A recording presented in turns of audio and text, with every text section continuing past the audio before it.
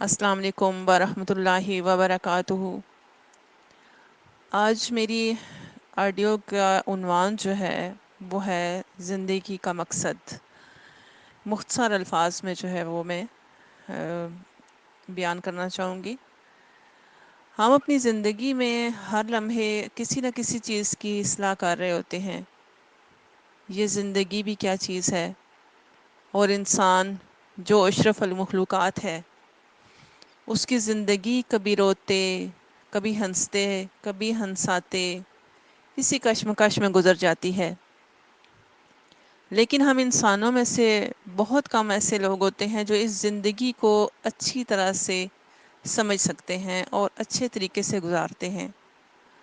ہر کسی نے زندگی میں کوئی نہ کوئی مقصد اپنے سامنے رکھا ہوتا ہے، اور کچھ بغیر مقصد کے ہی گزار کر اس دنیا سے چلے جاتے ہیں۔ اور اس دنیا میں تو ہمیں وہی کچھ ملتا ہے جس کی ہم کوشش کرتے ہیں۔ اگر کوشش سچی ہو تو کامیابی زیادہ دور نہیں ہوتی۔ بعض دفعہ کوشش کے باوجود بھی نہیں ملتا، وہ اس لیے کہ وہ ہماری آزمائش بھی ہو سکتی ہے اور ہمیں اپنے کیے کی سزا بھی مل سکتی ہے۔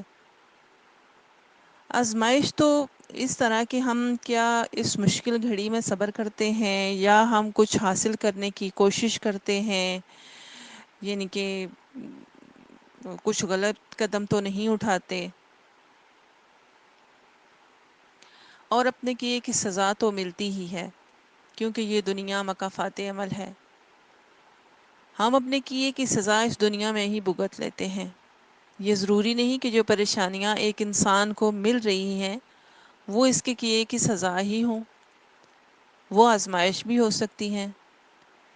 اسی طرح اللہ تعالیٰ نے کچھ اختیارات انسانوں کو بھی دیے ہیں۔ اختیارات اس طرح کہ اللہ تعالیٰ نے کسی کو باپ بنایا ہے، کسی کو ماں، کسی کو خامند، کسی کو بیوی، تو کوئی عہدہ کسی کو دیا ہے، کوئی پورے علاقے کا جاگیردار ہے، تو کوئی پورے علاقے ملک کا سربراہ ہے، اور کسی کو پورے گھر کا سربراہ بنایا۔ اور ہر ایک کو دل، دماغ، ہاتھ، پاؤں اس لیے دیے کہ وہ اپنی مرضی سے ان کا استعمال کرے۔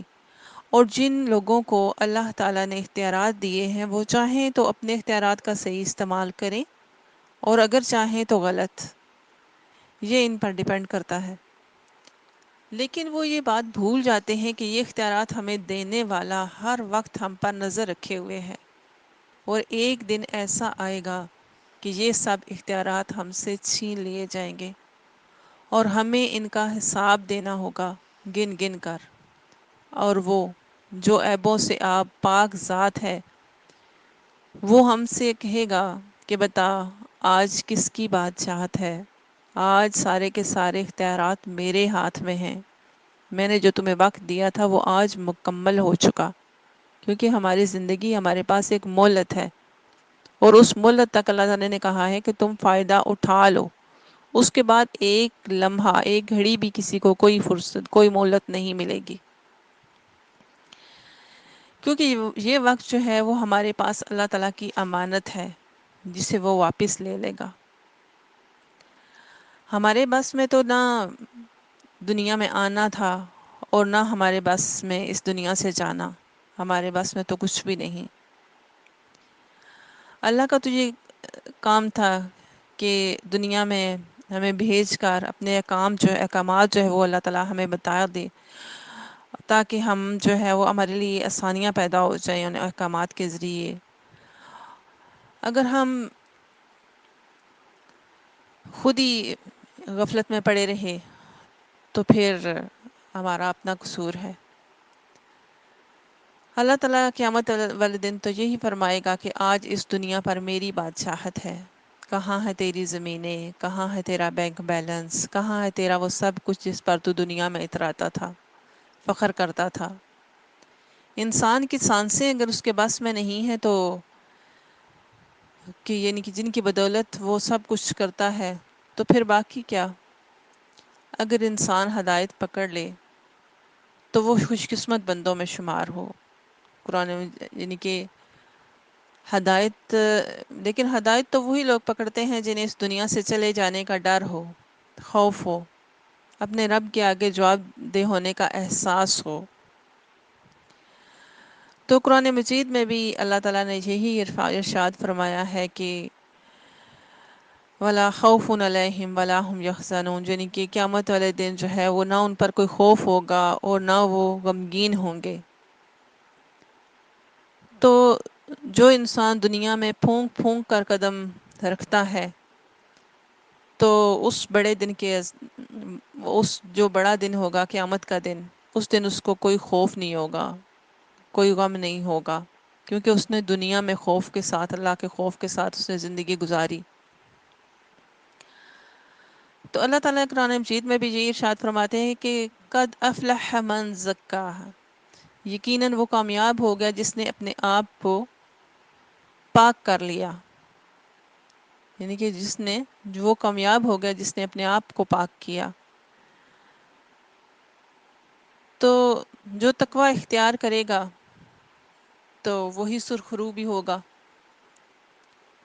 تو اسی طرح دنیا میں انسان بچ بچ کر چلتا ہے کہ کہیں کسی کی حق تلفی نہ ہو جائے، کہیں کسی کی دل آزاری نہ ہو جائے، کہیں میں اللہ تعالیٰ کو ناراض نہ کر بیٹھوں، تو پھر وہ گناہوں سے اپنے دامن کو بچا بچا کر چلتا ہے۔ جیسے کہ ایک دن حضرت عمر رضی اللہ تعالیٰ عنہ سے کسی نے پوچھا کہ تقویٰ کیا ہوتا ہے؟ تو حضرت عمر رضی اللہ عنہ نے فرمایا کہ تم نے جھاڑیوں سے، کسی دن تم جھاڑیوں سے گزرے ہو؟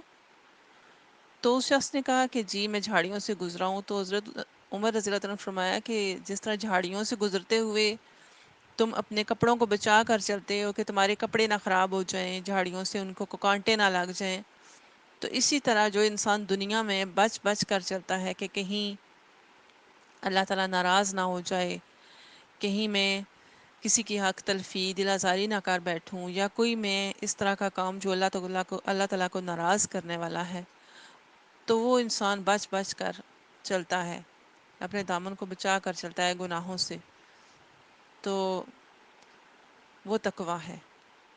تو اللہ تعالیٰ سے یہی دعا ہے کہ اللہ تعالیٰ ہمیں بھی تقویٰ کی جو خصوصیات ہیں، اللہ تعالیٰ ہمیں وہ خصوصیات نوازے، اور تقویٰ کے ساتھ ہم زندگی گزار کر اللہ تعالیٰ کو راضی کرتے ہوئے اس دنیا سے سرخرو ہو کر جائیں۔